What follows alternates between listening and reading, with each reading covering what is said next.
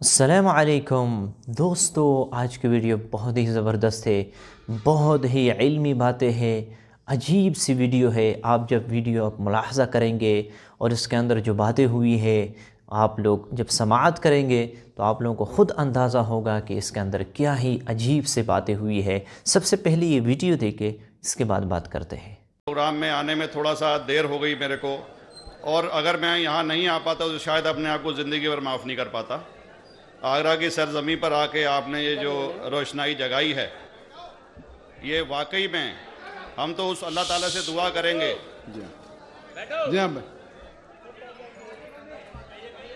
अल्लाह ताला से दुआ करेंगे कि आप जैसे 10-20 और नेक दिल और इतने पढ़े लिखे, इतने इंटेलेक्चुअल आदमी और पैदा करें, जिससे कि जाके आप भारत का कोना कोना, देश का कोना कोना रोशन करें। तहे दिल से स्वागत आपका। मेरा एक छोटा सा सवाल से पहले थोड़ा सा, एक हमारे भी गुरु ग्रंथ साहब के अंदर गुरु नानक साहब ने पूरी दुनिया का चक्कर लगाया, जिसके अंदर मक्का मदीना भी शामिल है। और जैसा कि एक सवाल इससे पहले हो चुका है कि गैर मुस्लिम जो है मक्का मदीना में अलाउड नहीं, या वहाँ का कैंटोनमेंट जो है अलाउ परमिशन नहीं देता। मगर ये तो तय है, आप मानते हैं, इस्लाम मानता है, हम मानते हैं, हमारे ग्रंथों के अंदर दर्ज है। गुरु नानक साहब के 2 चेले थे, एक बाला और एक मर्दाना, एक हिंदू और एक मुस्लिम। मर्दाना की बहुत ख्वाहिश थी कि मुसलमान जब तक पूरा मुसलमान नहीं कहलाने का हकदार, जब तक कि वो काबा का दर्शन ना कराए, तो गुरु नानक साहब उसको लेके और काबा गए। हमारे ग्रंथ के अंदर जो दर्ज है कि जब वो वहाँ पहुँचे, उन दिनों बहुत लंबा ये किस्सा है, 1 साल लगता था, और वो रूट सारा उसका वर्णन है। और वहाँ जब मक्का, जो मस्जिद के बाहर साथ ही एक दीवार थी, जहाँ पर के भारत के जो मुसलमान दर्शन करने जाते थे काबा के, वो उनको वहाँ ठहराया जाता था। वहाँ की देखभाल जो करता था वो मुल्ला जीवन करता था। जब गुरु नानक साहब अपने चेलों के साथ में वहाँ पर पड़े थे, तो सुबह जब मुल्ला जीवन वहाँ की सफाई करने के लिए आया, तो उसने देखा गुरु नानक साहब के जो पैर थे वो काबा की तरफ थे। वो गुस्से में चिल्लाया कि ये कौन काफिर है जो कि काबा की तरफ पैर करके पड़ा है, और उसने गुस्से के अंदर आके उनके पैरों को झटका दिया, दूसरी तरफ किया। तो हमारे ग्रंथ के अंदर दर्ज जो किस्सा है, उसके अंदर ये है कि काबा भी उस समय हिल गया। जिधर गुरु नानक के पैर जाते थे, काबा उधर मुड़ता था। तो वो ज़ोर से चिल्लाया, ये कोई हजरत है, ये कोई औलिया है। तो उस समय के जो काजी थे, मक्का के काजी रुकनदीन साहब थे, और शाह शरफ, कई हस्तियों के नाम हैं उसमें। तो मैं ये जानना चाहता हूँ कि ये वर्जन को आप मतलब एग्री करते हैं, और करते हैं तो इसका हमारे मुस्लिम ग्रंथों के अंदर किस तरीके से उल्लेख है, ये कृपया बताएं। भाई साहब ने एक सवाल पूछा अपने गुरु ग्रंथ साहिब के मुतालिक, और अल्हम्दुलिल्लाह मैं भी गुरु ग्रंथ साहिब पढ़ चुका हूँ। और जिस तरीके से, क्योंकि वक्त मुख्तसर सा होने की वजह से मुझे वक्त नहीं मिला कि गुरु ग्रंथ को भी कोट करूँ। आपका सवाल का जवाब देने के पहले मैं आपसे ज़्यादा चाहूँगा कि इवन गुरु ग्रंथ की किताब पढ़ेंगे आप, ग्रंथ जिसे आदि ग्रंथ कहते हैं, और कोई सिख से पूछेंगे कि खुदा का तसव्वुर क्या है, सबसे बेहतरीन जवाब कोई सिख दे सकेगा, वो आपको कोट करेंगे जापू जी, जो गुरु ग्रंथ साहिब आदि ग्रंथ के सबसे पहले चैप्टर है, सबसे पहला श्लोक, जिसके कहते हैं जापू जी।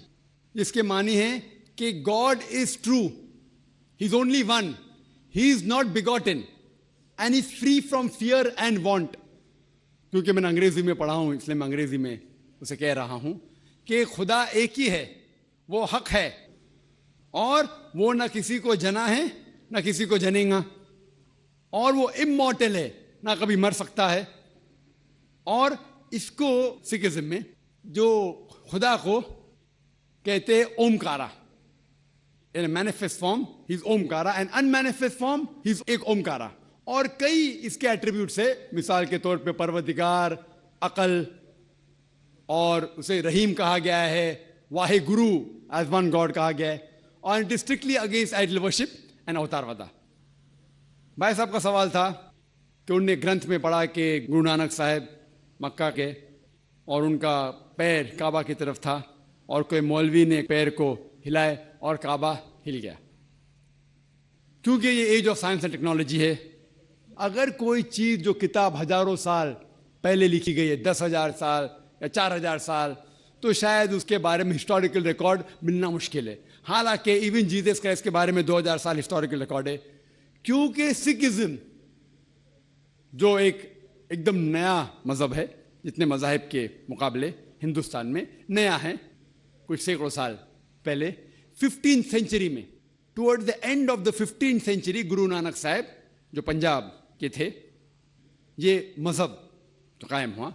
हार्डली 400-500 या 400-500 साल। और अगर ये मान लो, सपोज मिसाल के तौर पे मान लो, मैं क्यों कह रहा हूं कि मैं नहीं चाहता हूं किसी को बुरा लगे, मान लो ये सच है, मान लो अगर 400-500 साल पहले अगर ये होता था कि काबा इधर से उधर हिल जाता था, तो हिस्टोरिकल रिकॉर्ड में बिल्कुल लिखा होता था। और कई हिस्टोरिकल रिकॉर्ड में ये नहीं कि काबा हिला इधर उधर, कई हिस्टोरिकल रिकॉर्ड आप देखेंगे। हिस्ट्री इतनी अल्हम्दुलिल्लाह 800-900 साल पहले, 1000 साल पहले जो मुगल ने किए, बिल्कुल लिखा हुआ हिस्टोरिकल रिकॉर्ड में। तो ये कहना कि गुरु नानक साहब वहां गए और काबा हिल गया, ये बिल्कुल साइंस के खिलाफ है, क्योंकि साइंस में कोई भी रिकॉर्ड नहीं है, वहां के देश के रिकॉर्ड में कहीं भी नहीं कि काबा हिला। तो इसलिए हम कहते हैं कि हो सकता है ये गलती से किसने लिखा होगा न, कई किस्से कहानी। ये मैं तस्लीम करता हूं कि गुरु ग्रंथ साहिब में कई चीजें सही है, हक की बात है, लेकिन ये तस्लीम करना कि काबा हिल गया, ये बिल्कुल साइंस के भी खिलाफ है, साइंस के खिलाफ है। और इस्लाम में भी ये नहीं है। लेकिन ये कहना कि कोई गैर मुस्लिम जा सकता है, मुमकिन है, चुपके से कोई गया तो हो सकता है। अगर आप एक आम हिंदू से पूछेंगे कि आप कितने खुदा में मानते हैं, तो कुछ हिंदू कहेंगे 3, कुछ कहेंगे 100, कुछ कहेंगे 1000, कुछ कहेंगे 33 करोड़।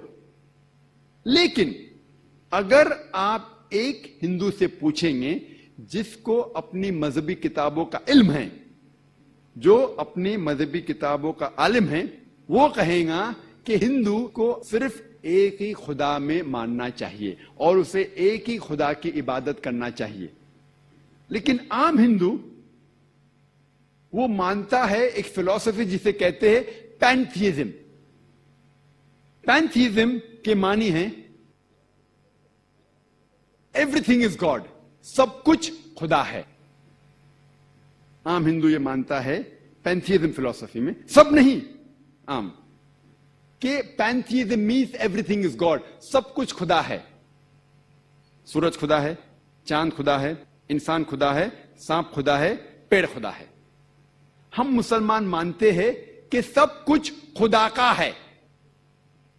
सूरज खुदा का है, चांद खुदा का है, इंसान खुदा का है, पेड़ खुदा का है, सांप खुदा का है। तो जो मेजर इख्तिलाफ है, जो डिफरेंस है आम हिंदू और आम मुसलमान में है कि आम हिंदू समझता है कि सब कुछ खुदा है, हम मुसलमान समझते हैं कि सब कुछ खुदा का है। ये सिर्फ फर्क है का। अगर ये का के फर्क को हम सुलझा सके तो हिंदू और मुस्लिम एक हो जाएंगे। इस का के फर्क को सुलझाने के लिए हमें समझना चाहिए मजहब की किताबों को। आओ हम समझे हिंदू मजहब की किताब में खुदा का क्या तस्वुर है।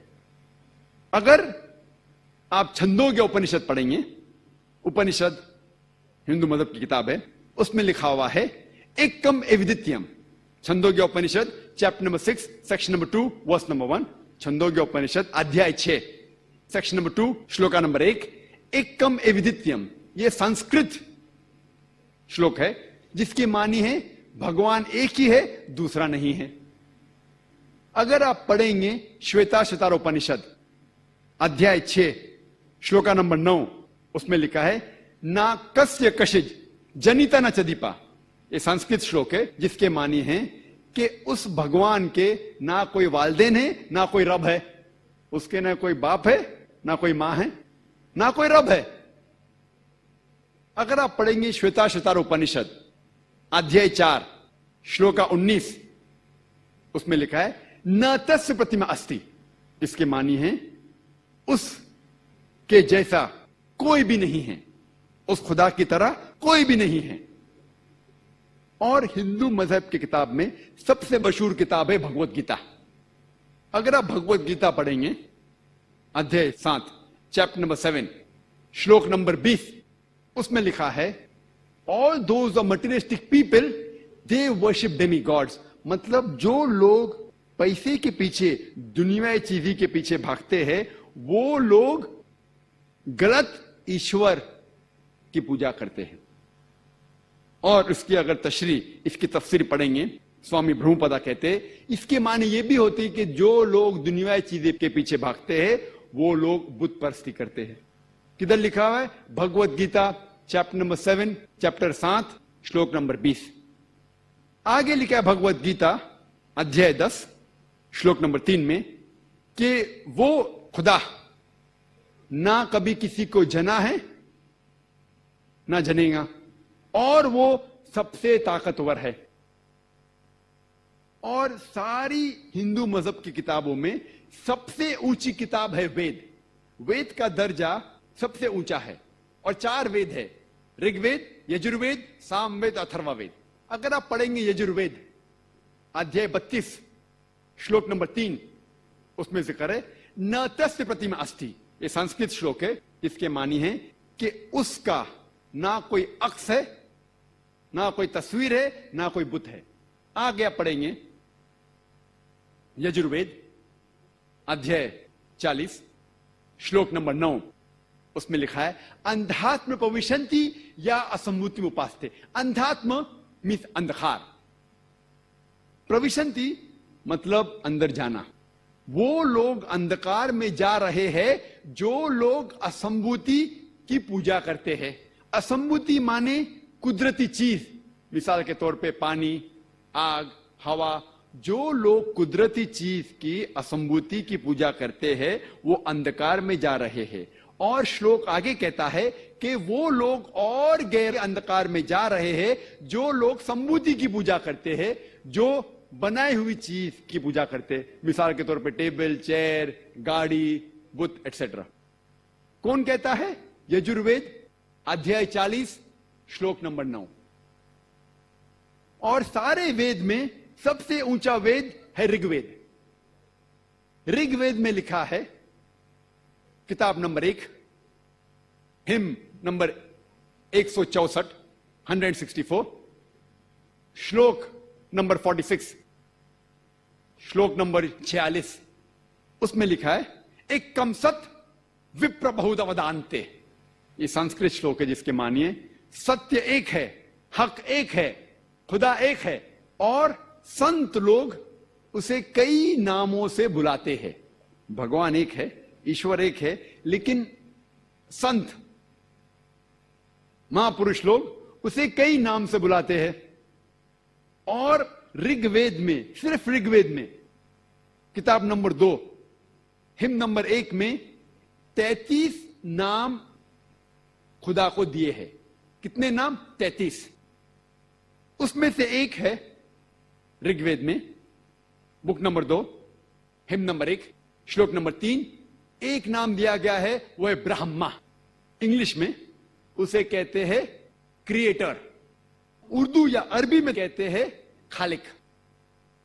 हम मुसलमानों को कोई गिला शिकवा नहीं है अगर कोई अल्लाह सुभाना व ताला को कहता है कि वो खालिक है, वो क्रिएटर है। लेकिन अगर कोई शख्स कहता है कि ब्रह्मा वो खुदा है जिसके 4 सिर है, हर सिर पे एक ताज है, तो हम मुसलमान उस पर एतराज करते हैं। क्योंकि आप सितारा उपनिषद अध्याय 4 श्लोका 19 के खिलाफ जा रहे हैं, जिसमें लिखा है न तस्य प्रतिमा अस्ति, उसके जैसा कोई भी नहीं है।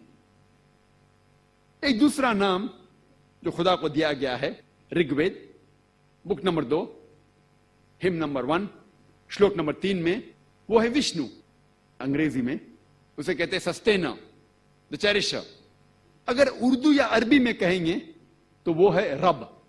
हम मुसलमानों को कोई गिला शिकवा नहीं है अगर कोई इंसान कहता है कि खुदा रब है या सस्टेनर है या चेरिश है। लेकिन अगर कोई शख्स कहता है कि विष्णु वो खुदा है जिसके 4 हाथ है, एक हाथ में चक्रा है, दूसरे हाथ में कौंच है जिसे ब्लो करते हैं, और वो पानी पे जा रहा है सांपों के बिस्तर पे, या हवा में उड़ रहा है एक परिंदे जिसका नाम है गरुड़ा, हम मुसलमान उस पर सख्त एतराज करते हैं। क्योंकि इसके अलावा आप यजुर्वेद अध्याय 32 श्लोका 3 के खिलाफ जा रहे हैं, जिसमें लिखा है न तस्य प्रतिमा अस्ति, उस खुदा का कोई अक्स नहीं है।